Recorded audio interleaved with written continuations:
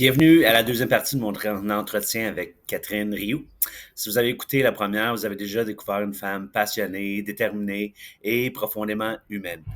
On a parlé de son parcours, de ses débuts en assurance, de son passage au RCCAQ et des défis qu'elle a révélés pour tailler sa place dans un milieu souvent dominé par les hommes. Mais aujourd'hui, on passe en deuxième vitesse. On parle de son entreprise, Rio RH, de la façon dont elle aide les cabinets à se développer à travers la consultation RH, le recrutement, la formation, mais surtout le coaching. Catherine nous explique pourquoi les ressources humaines ne sont pas une dépense, mais un investissement essentiel pour bâtir des équipes solides et attirer les bons talents. Donc, préparez-vous à un échange rempli de bonnes valeurs, d'expérience, de gros bon sens et de vérité que plusieurs dirigeants de cabinet devraient entendre. Alors, transférez l'épisode à vos dirigeants. Installez-vous confortablement, prenez un bon café, parce que ça commence maintenant. Bienvenue dans le Café Courtier, le podcast qui réveille le monde du courtage. Un sujet à la fois. Entre confidence, réflexion et discussion franche. On brasse les idées comme on brasse un bon café. Avec passion, chaleur et parfois un peu de piquant. Installez-vous, c'est l'heure du Café Courtier.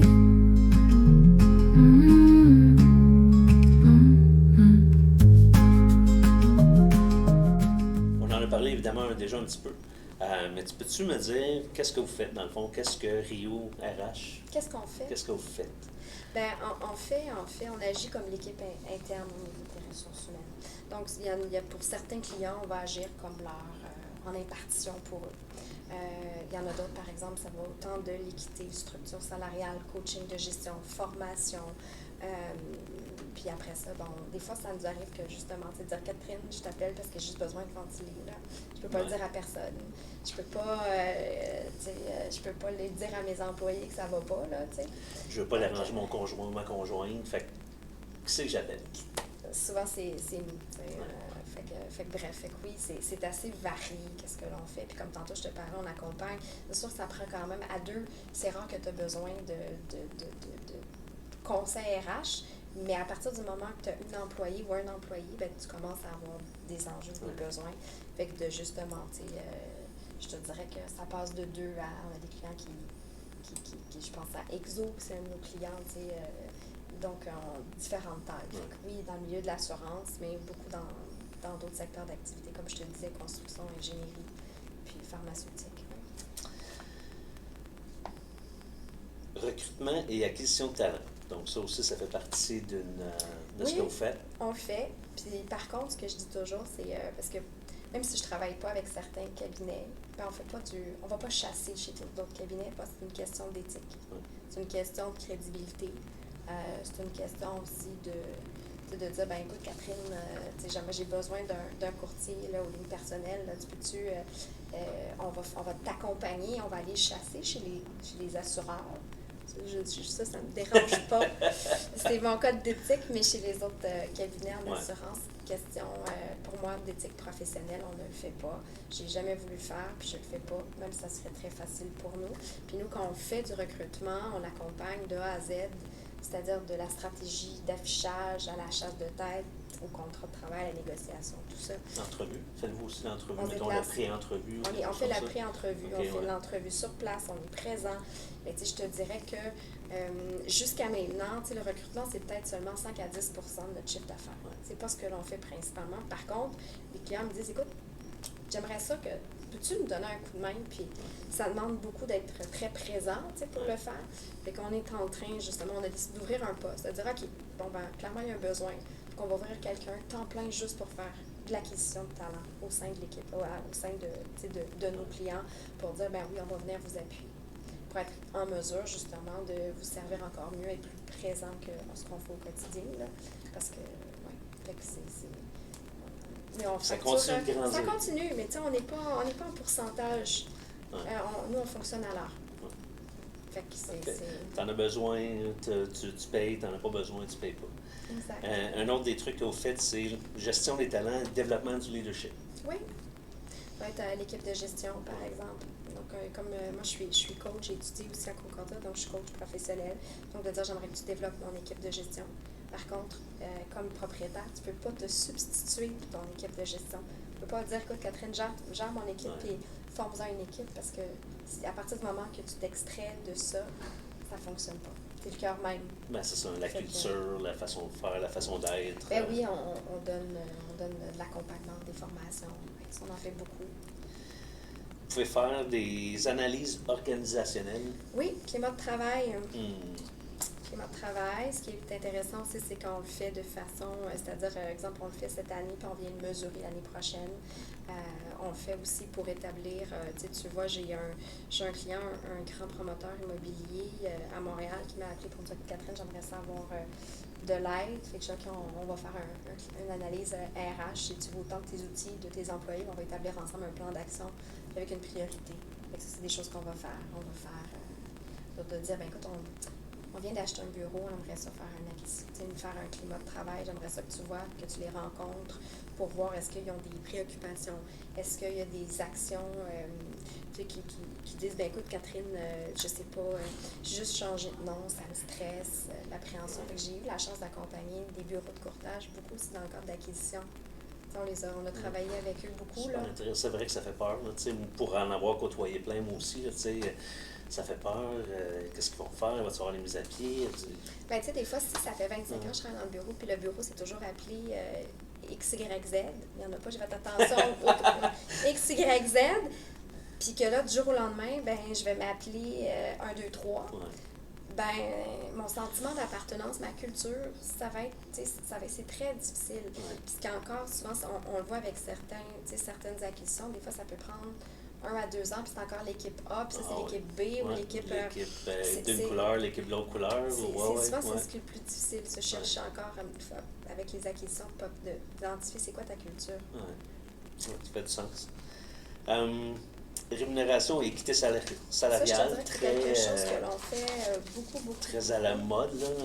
J'aime pas dire ça. Ben, c'est pas, la mode, je sais pas si c'est le bon terme, parce que l'équité salariale, c'est une obligation légale. Fait qu'à partir du moment que tu es obligé, c'est un mal nécessaire de le réaliser à chaque année, mais c'est important de bien le faire. Ça demande quand même, à partir de tout ce qui est légal, souvent, c'est un peu plus problématique. Même chose des fois au niveau de la CNSST, parce que même si on rémunère correctement nos gens, même si on n'a pas de problème d'équité interne, on ne vient pas juger la façon dont les gens rémunèrent l'équipe. C'est vraiment très, très encadré au niveau de l'équité salariale. Puis, fait que ça, on en fait énormément. On fait aussi beaucoup d'analyses de rentabilité. De dire, par exemple, écoute, j'ai tel courtier aux lignes personnelles, il gère, soit je suis en volume ou même en DA, on vient à planir, puis je sais pas, mettons la personne gère 1 million de volume, grosso modo, on est à 15% de revenus. Est-ce que combien avec ma rémunération globale je devrais le payer? C'est quoi ma marge? C'est quoi versus mes coûts d'opération? Tu peux-tu venir m'aider? Comment on peut... je pense que j'ai trop de monde. J'ai-tu assez de monde? Je suis correct? C'est quoi ma marge? C'est quoi ma rentabilité par employé? Comment je peux aller chercher? Fait qu'au-delà de juste analyser, faire une structure salariale, on vient vraiment analyser la rentabilité par employé. Fait que ça, c'est l'expertise qu'on a développée en assurance. Ça, je ne le fais pas en pharmacie, là, mais je le fais en assurance. Ouais. Un autre truc que j'ai vu, qu'il va falloir que tu m'expliques. Accompagnement RH 360. Oui, le 360, c'est-à-dire qu'on agit, tantôt je te parlais d'impartition, c'est un peu ça. C'est-à-dire que tu as besoin autant de dire, écoute, j'ai besoin de description de pas, j'ai besoin, je viens couvrir tous les différents aspects, puis j'ai besoin que tu sois chez moi 1 journée ou 2 jours par semaine. OK. Super intéressant. Ça, on fait ça. Formation et coaching. Oui, mais c'est ce que je te disais tout à l'heure, c'est en lien avec le leadership, avec le coaching, avec... Et le coaching, j'imagine, ça peut être aussi individuel. Mettons, Justin Lévesque, qui est rendu vice-président au développement des affaires. Ça, je peux te coacher, oui. Mais si tu veux, tu as besoin d'une coach pour ta vie personnelle, non. Non. Coaching professionnel. Oui, mais il faut que tu ailles dans un poste de gestion. OK. À ce moment-là, on va le travailler en tripartite avec ça, que ça parte du directeur ou de son superviseur, savoir qu'est-ce que tu veux développer puis comment on peut t'aider à grandir et à te développer. OK. Vous en faites des choses? On en fait quand même, mais je ne suis pas toute seule. D'après toi, c'est quoi les plus grands enjeux RH, justement, que les cabinets d'assurance dommages présentement? Ben, on parlait de santé mentale, on en a beaucoup. Puis un des enjeux qu'on voit aussi beaucoup en ce moment, puis on parle d'assurance, mais dans d'autres domaines, c'est la même chose. Là. D'ailleurs, j'avais un cas cet après-midi, exemple. Là, il m'appelle, il me dit, écoute, on a fait des mesures disciplinaires. Puis, parce que ça va pas, tu sais, écoute, clairement, on l'a embauché pour le poste, puis ça marche pas. Puis c'est lui-même qui nous l'a dit que ça marchait pas. Fait que, bon, on embauche un remplaçant. Puis on lui a trouvé un super de beau poste à l'interne. Puis depuis qu'il est dans ses nouvelles fonctions, s'absente.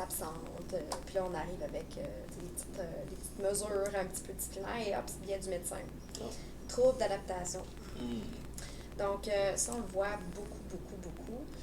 Il y en a eu des fois, tu as des cas aussi avec des fois des abus avec l'assurance collective courte durée, des abus aussi des fois avec l'assurance collective longue durée. Fait que c'est comment pallier, faire face à ça, parce que si l'employé arrive avec des 4 semaines, c'est difficile aussi dans ma gestion de mes opérations, comment je peux prévoir, tu sais. Est-ce qu'il faut que j'embauche une autre personne, mais si la personne revient dans 4 semaines, et puis on en parlait aussi tu sais, tout à l'heure, ben, d'où l'importance aussi d'avoir un plan de retour progressif, parce que tu as des gens qui abusent, mais tu as des gens qui ont vraiment des détresses psychologiques, en cas de personnel, travail, tout ça, qui ont besoin d'un accompagnement. Puis comme entreprise, ben, on se doit de se doter d'un plan de retour au travail, de bien aussi prévenir tout ce qui est santé, les risques psychosociaux qu'on retrouve au sein de l'entreprise, sensibiliser aussi les employés, démontrer aussi qu'on a une culture d'entreprise qui est ouverte et qui est bienveillante. Là. Mais ça, c'est quelque chose qu'on remarque. On a beaucoup de clients en assurance comme dans d'autres secteurs. On remarque beaucoup d'employés à partir du moment qu'on fait des redressements, congé maladie. Oui, ça, on en a beaucoup. Ce qu'on remarque aussi, une des préoccupations dans le milieu de l'assurance, puis on en parlait aussi, d'ailleurs, on avait fait avec Serge Terrien puis le Journal de l'assurance, on avait fait un sondage auprès de l'industrie, je pense que c'est dans 2023-2024, la vie va vite, là. Puis on avait d'ailleurs, à la Journée de l'assurance, dévoilé les résultats du sondage concernant le télétravail. C'est encore une préoccupation, vraiment, à ce jour. Puis les gens disent, ben écoute, on se rend compte, tantôt on parlait de fusion-acquisition, c'est très difficile, notamment dans le cadre de fusion-d'acquisition, de dire, ben ça va être quoi ma nouvelle culture? Comment je peux développer des liens d'appartenance avec mes gens si je les vois jamais? Fait que oui, il faut que je change mes méthodes de travail, il faut que je m'adapte au niveau des rencontres Teams, mais au-delà de ça, il faut que je vois mes gens. Ça peut être un mois, à toutes les 2 semaines, 3 semaines. Il faut que quand je les vois, je leur exige de venir au bureau. Il faut qu'il y ait une valeur ajoutée. Il faut que le lieu de travail soit concurrentiel par rapport au domicile. Si tu viens, tu me fais venir ici, puis que je suis dans mon cubicule toute la journée, pourquoi tu vas me faire déplacer? Ouais, c'est ça. Donc, il faut que j'ai une valeur ajoutée. Il faut que, si je suis présente au bureau, est-ce qu'on a des rencontres d'équipe? Est-ce qu'on met sur des projets? Est-ce qu'on en profite pour faire des formations, des mises à jour? Il y a eu Intact a fait des changements sur les trois bois. Je suis en retard, là, mais bon, bref, longue histoire courte. Ben, comment on s'assure justement d'informer? Pourquoi qu'on ne profite pas de l'occasion? Et c'est pas en payant de la pizza ou en payant des dîners. C'est un effet, on travaille à ce moment-là sur une motivation qui est peut-être juste extrinsèque. Puis ça fait en sorte qu'à long terme, ça motive pas les gens. Puis, tu sais, il y a trop de...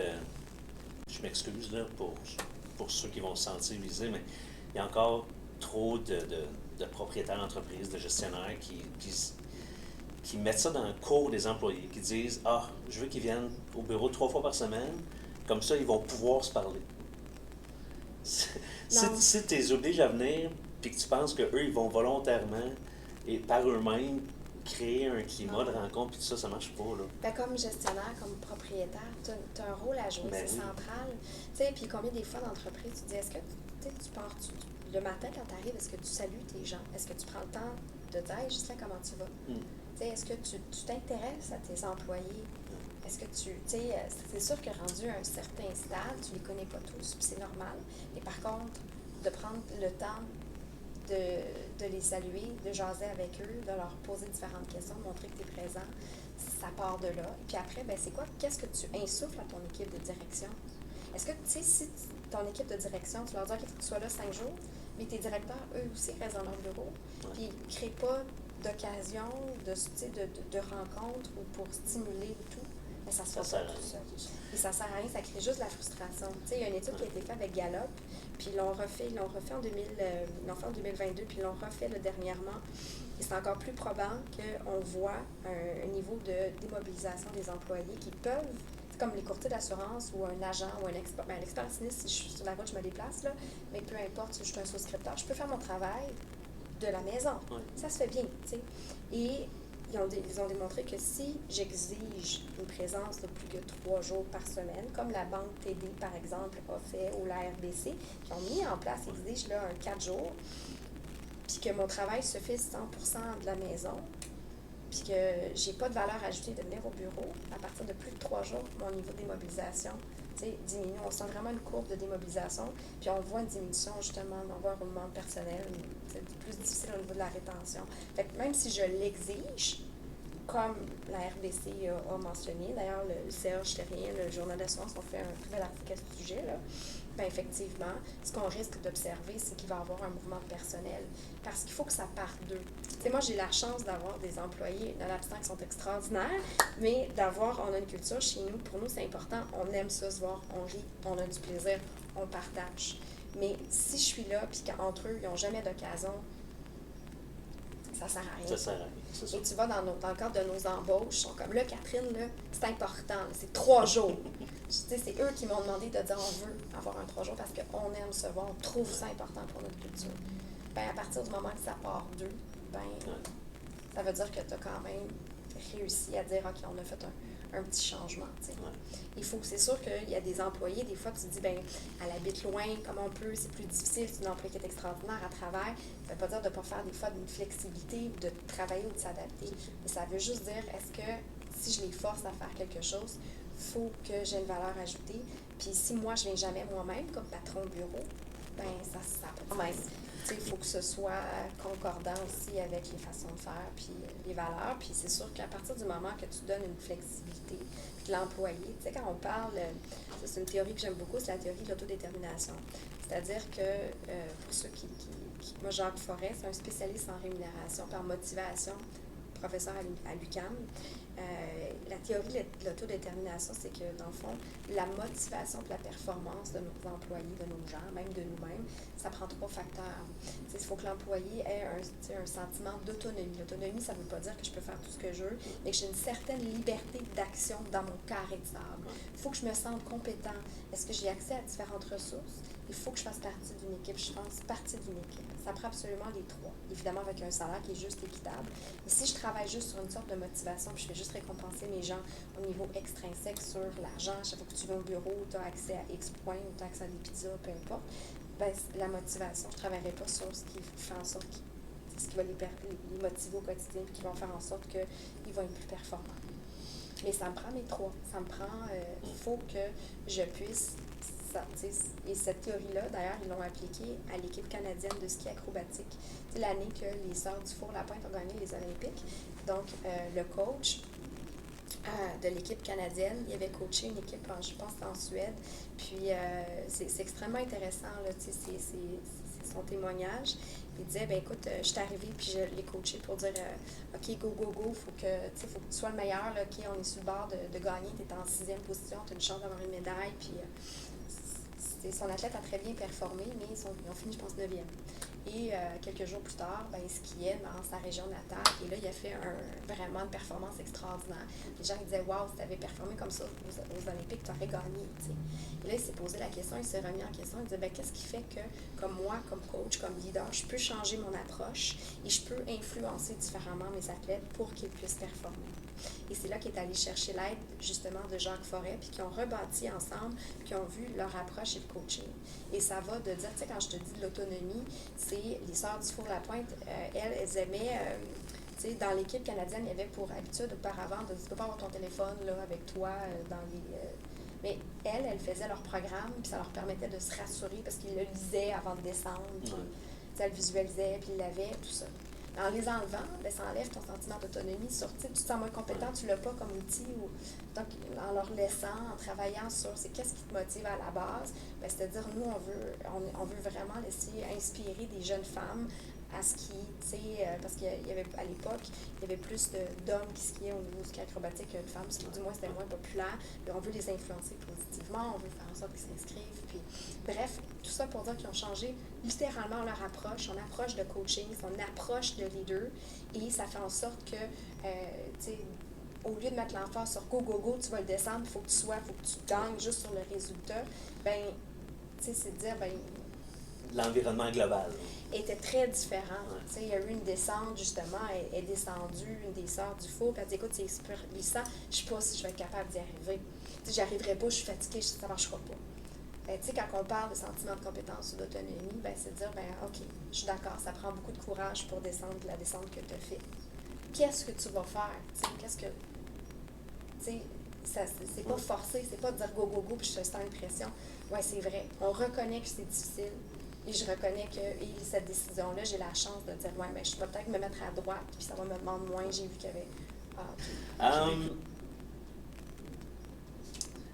D'autres sujets sur lesquels, évidemment, Rio RH travaille, très, très, très d'actualité, la pénurie de main-d'œuvre, la compétition des talents. Fait que ça, c'est. Ben, je te dirais, on travaille, on a la chance, on collabore beaucoup avec la coalition d'assurance de dommages. J'invite d'ailleurs tous les cabinets ou les assureurs qui ne sont pas membres d'encourager et d'être membres de la coalition. Roxane Hébert ne va pas du tout commanditer pour dire ça, là, mais c'est la mission, il n'y a pas beaucoup d'industries qui ont la chance d'avoir une coalition comme l'assurance de dommages, et ce que la coalition a réussi à faire avec le programme presse est extraordinaire. La mission de la coalition est extraordinaire également pour faire la promotion de la profession. Je pense que c'est un travail de tout le monde. Et on a la chance d'avoir cette organisation-là qui est mise en place pour stimuler les inscriptions. En ce moment, on l'a vu avec le journal d'assurance aussi. Serge non plus ne me commandite pas. Plusieurs fois, je cite Serge, mais ils ont laissé la parole justement à la directrice générale, je pense que c'est du Cégep, je ne sais plus si c'est Sainte-Foy ou Lévis-Lauzon, qui siège aussi sur le conseil d'administration de la coalition, parce qu'avec tous les coupures gouvernementales, il y a énormément, ça a beaucoup d'impact sur les cégeps, sur l'accessibilité aux formations. Donc, fait que oui, on accompagne, on gravite au travers de tout ça, mais c'est une industrie qui est quand même beaucoup plus outillée que d'autres. Même si on parle de beaucoup de pénurie de main-d'œuvre, on est déjà sensibilisé depuis plusieurs années, ce n'est pas nouveau, puis on est capable de faire face, on a des outils. Le milieu pharmaceutique avec lequel on collabore, c'est très difficile.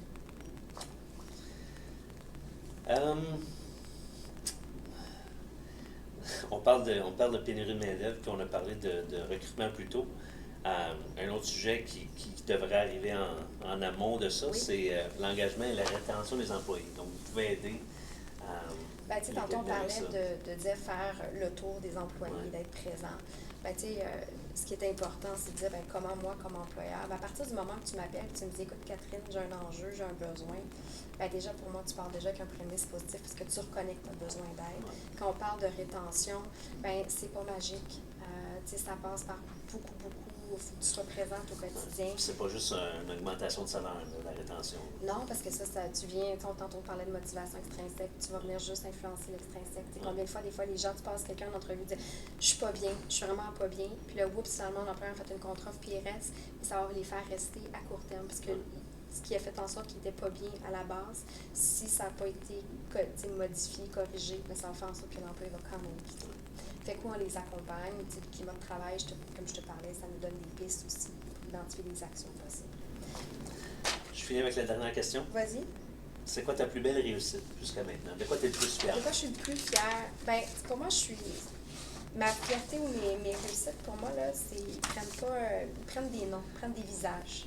Moi, ce qui me rend le plus fière, c'est d'avoir aidé des gens à grandir, d'avoir aidé des entreprises.